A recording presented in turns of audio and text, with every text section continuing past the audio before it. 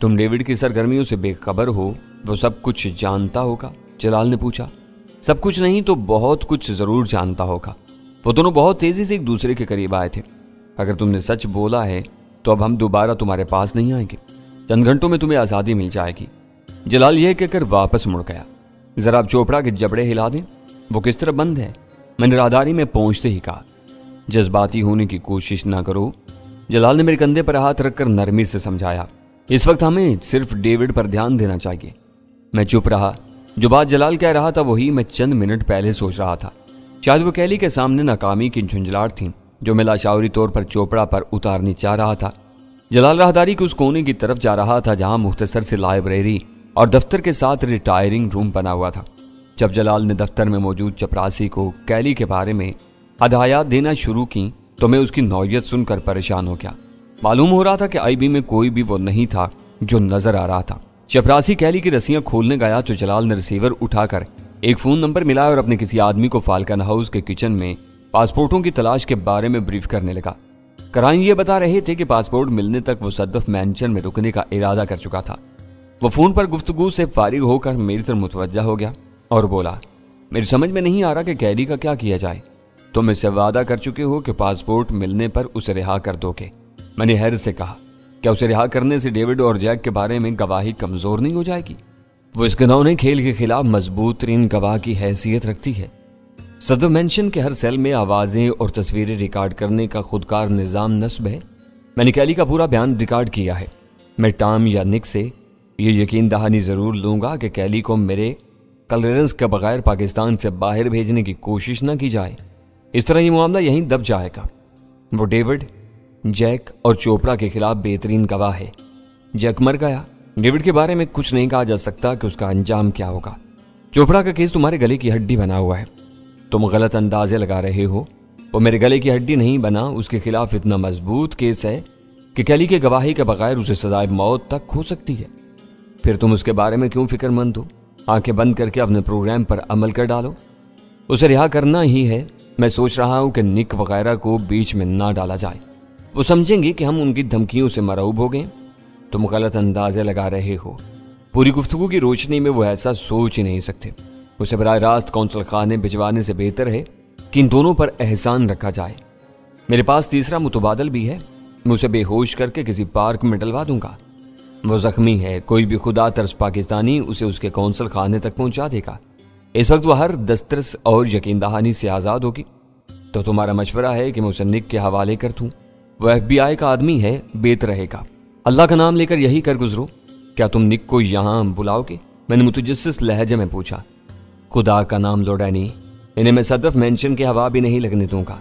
کیلی کو بے ہوش کر کے اسٹریچر پر یہاں سے نکالیں گے اور ایمبولینس میں لے جا کر کسی مقررہ مقام پر اس کے حوالے کر دیں گے۔ یہی بہتر رہے گا، میں نے ہنستے ہوئے کہا۔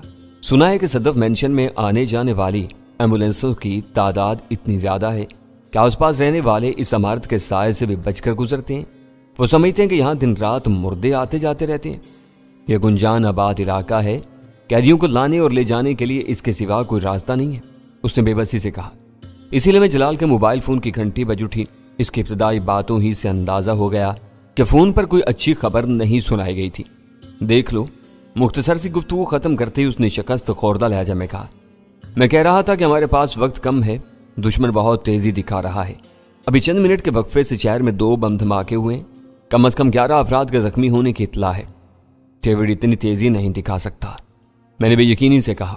وہ غسیلا ضرور ہوگا مگر لومڑی کی طرح چالاک اور محتاط ہے، اس کے رابطے بھی بہت محدود ہیں۔ خواہ نہ ہو یہ کام چوپڑا کے تیار کیے ہوئے دہشت گردوں ہی کا ہو سکتا ہے۔ وہ سرکاری قیدی نہ ہوتا تو میں اسی وقت اس کی گردن توڑ دیتا۔ اس خبر نے میری طبیعت مقدر کر دی ہے۔ کیلی کی زبان کھلوانے کی ساری خوشی کافور ہو گئی۔ جلال نے غم و غصے سے کہا، ہمارے ساتھ کچھ عرصے سے یہی ہو رہا ہے۔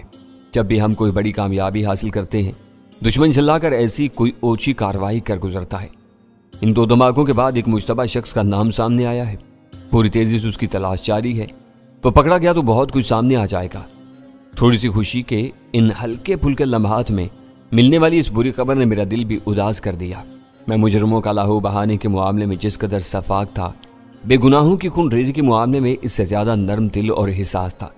11 آدمیوں کے بارے میں وہ خبر آئی تھی، صبح اخبارات نے تصدیق کر دی تھی کہ گولڈن فارمیسی کی آگ میں 2 بچے جھلس گئے تھے، جن میں سے ایک کی حالت تشویشناک تھی۔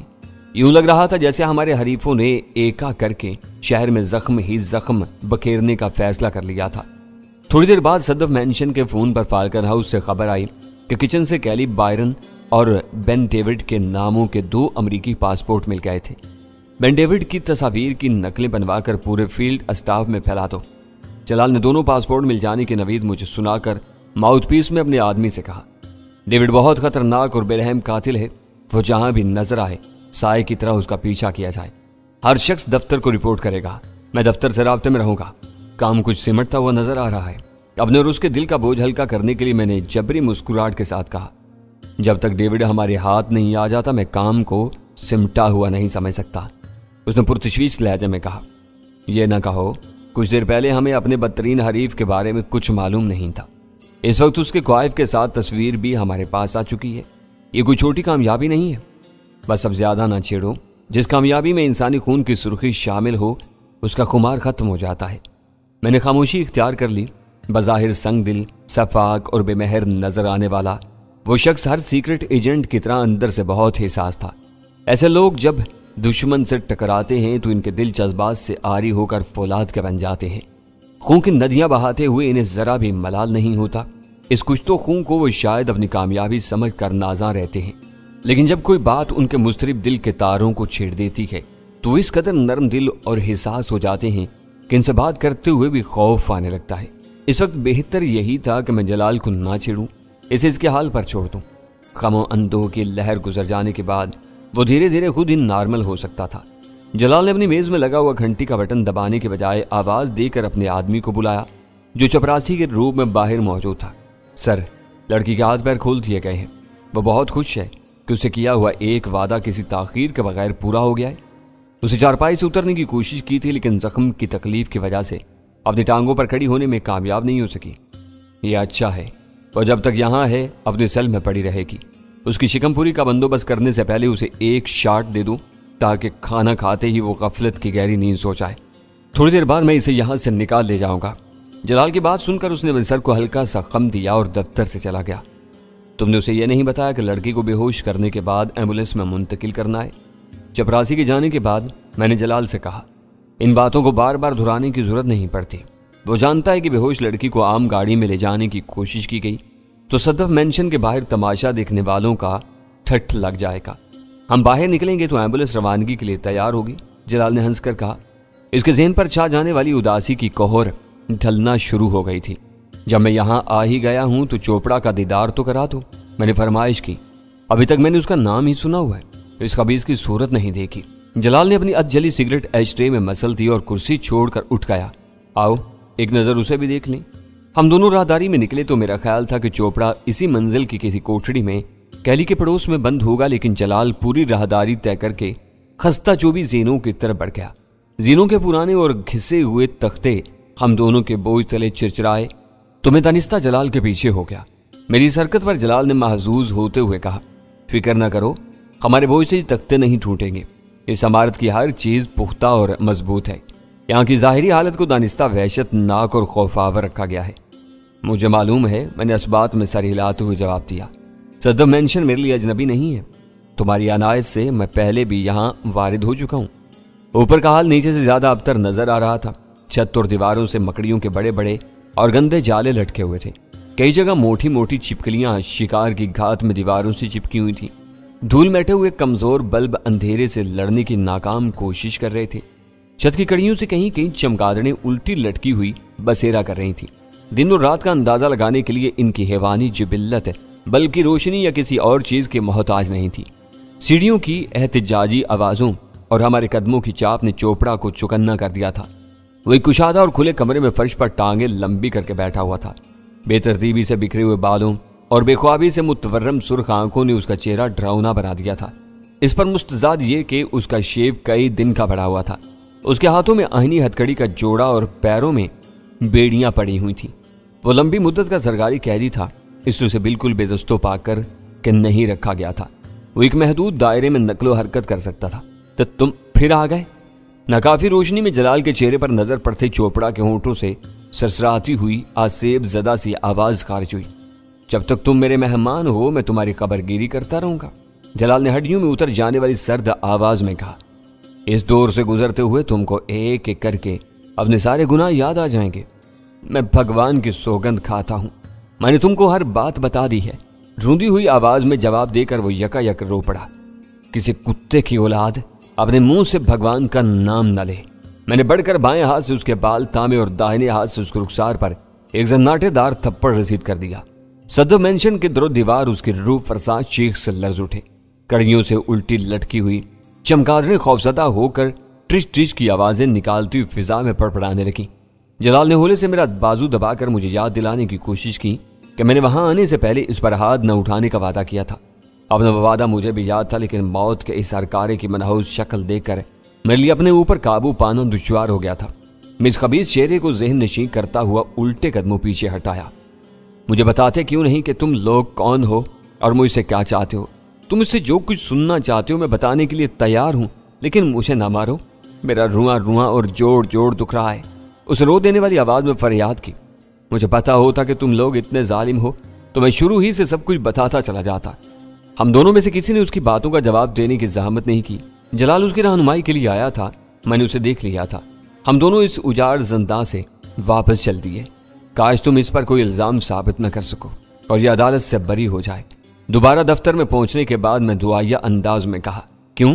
کیا اس کی ابتر حالت دیکھ کر تمہیں اس پر رحم آ رہا ہے؟ جلال نے چونک کر پوچھا۔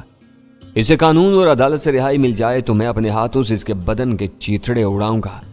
ہم لوگوں سے ہونے والی لڑائی میں یہ بے گناہ پاکستانیوں کا خون پی کر پروان چڑھ رہا ہے۔ میں نے اپنے غصے کی لہر پر قابو پاتے ہوئے کہا، پتہ نہیں تم نے میرا ہاتھ کیوں روک دیا؟ مجھے بھی اس سے ہمدردی نہیں ہے۔ دراصل خوف اور دہشت کی وجہ سے اس کا بلڈ پریشر مسلسل گرا ہوا ہے۔ لیری ہف کی مثال تمہارے سامنے ہے۔ فون پر تمہاری دھمکیاں سن کر اس پر دل کا دورہ پڑا اور وہ آنن فانن مر گیا۔ میں نہیں چاہتا کہ چوپڑا بھی اسی طرح ہمارے ہاتھوں سے نکل جائے۔ سچ پوچھو تو اس وقت میں مجبور ہو کر اس کمینے کی تیمارداری کر رہا ہوں۔ بہتر غذاؤں کے ساتھ اسے دوائیں بھی دی جا رہی ہیں، لیکن ایسا معلوم ہو رہا ہے جیسے انجام نظر آ جانے کے بعد اس کی بھوک اور پیاس اڑ چکی ہے۔ اسے شراب پلاؤ، میں نے سنجیدگی سے مشورہ دیا۔ نشے کی ترنگ میں یہ اپنے سارے دکھ درد بھول جائے گا، اس کی بھوک بھی چمک اٹھے گی۔ تم نے بالکل صحیح مشورہ دیا ہے، یہ لوگ شراب کے عادی ہوتے ہیں۔ میں ریحان اس طرف نہیں گیا تھا۔ جلال نے ایک مرتبہ پھر چپراسی کو بلا لیا۔ اسے پوچھنے پر پتا چلا کہ صدف مینشن میں الکوہل کا وجود نہیں تھا۔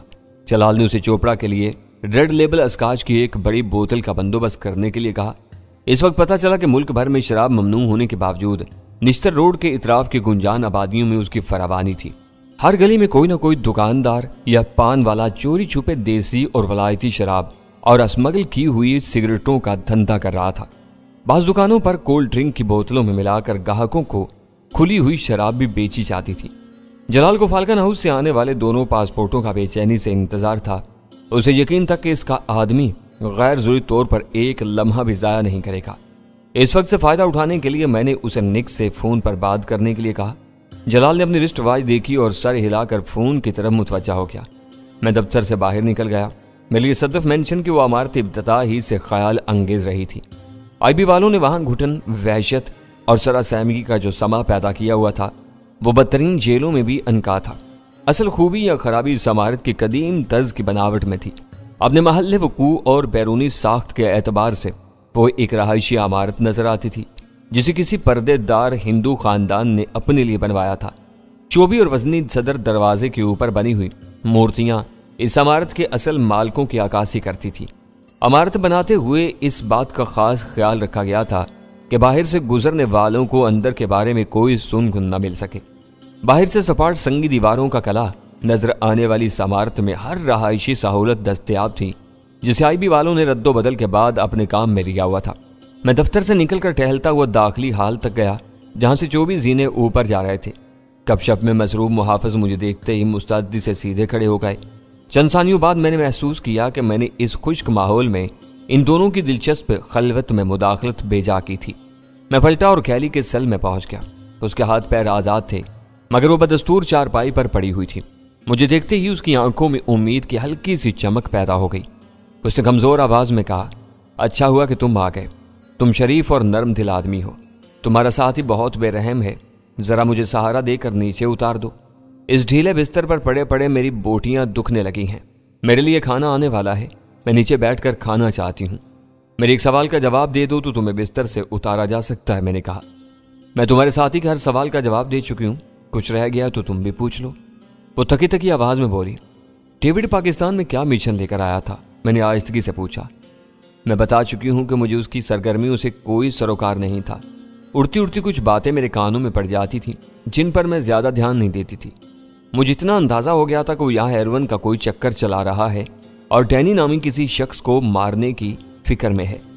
डैनी तक पहुंचने के लिए वो दूसरों के फिराक में भी रहा होगा। मैंने उसे तायीद चाही।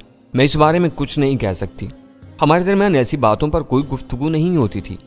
उसकी बातों का निचोड़ पहले ही सामने आ गया था। मैंने बराह रास्त सवाल करके अपनी खालिश दूर कर ली। उसने हतमी तौर पर कुछ नहीं बताया, लेकिन डेविड की दिलचस्पी के 2 नकात का जिक्र करके उसने बिलवास्ता तौर पर बहुत कुछ कह दिया था। हेरोइन के कारोबार के बारे में राजा और खालिद ने जो कुछ कहा था, उसकी रोशनी में वो एक बेसरोपात धंधा नजर आता था। राजा को अपनी गिरा से 10,000 रुपए फी किलो देकर डेविड हेरोइन की मार्केट में कोई बड़ी कामयाबी हासिल नहीं कर सकता था। राजा बदनीयती पर उतर आता तो एक बड़ी रकम आसानी से हजम कर सकता था। खालिद बाजार के चक्कर लगाकर उसकी बेईमानी नहीं पकड़ सकता था। एक ऐसा काम जिसका इन्हिसार सिर्फ 2 अफराद पर हो, शी जैसी बड़ी तंजीम का हदफ नहीं हो सकता था, और ना उसके लिए डेविड को अमेरिका से पाकिस्तान आने की जरूरत थी। ऐसी सूरत में कैली के बयान का सिर्फ दूसरा नुक्ता रह जाता था, जिसके बारे में वो खुद ज्यादा पुरयकीन नहीं थी। मैं दरवाजे की तरफ पलटा तो कैली ने मेरी वादा खिलाफी पर एहतजाज करते हुए मुझे मेरा वादा याद दिलाया। मैंने उसे बताया कि मैंने उसे बिस्तर से उतारने की बात जरूर की थी। यह हरगिज नहीं कहा था कि उसे खुद बिस्तर से उतारूंगा। मुझे मालूम था कि कैली को खाना खिलाने के बाद बेहोशी की हालत में आखिरकार बिस्तर से उतारा बल्कि ले जाया जाने वाला था। वो जलाकर मुझे बुरा भला कहती रहेगी, मगर मैं उसकी किसी बात पर कान धरे बगैर वहां से निकलकर दफ्तर की तरफ चल दिया। इस दौरान में जलाल ने निक से बात कर ली थी। वो 12 बजे कैली को लेने के लिए क्लिफ्टन के वीरान साहिली इलाके पर पहुंचेगा। मुझे निक के बारे में बात आगे बढ़ाने का मौका नहीं मिल सका, क्योंकि एक गार्ड बंद खाकी लिफाफा ले आया। आईबी का आदमी सदर मेंशन के सदर दरवाजे ही पर वो वजनी लिफाफा देकर वापस चला गया था। हम दोनों को बेचैनी से इस लिफाफे का इंतजार था। जलाल ने फौरन ही उसे खोल लिया। मैं तजस्सुस से मगलूब होकर उसके करीब पहुंच गया। क्वाइफ से पहले मेरी नजरें बेन डेविड की तस्वीर पर जम कर रह गईं।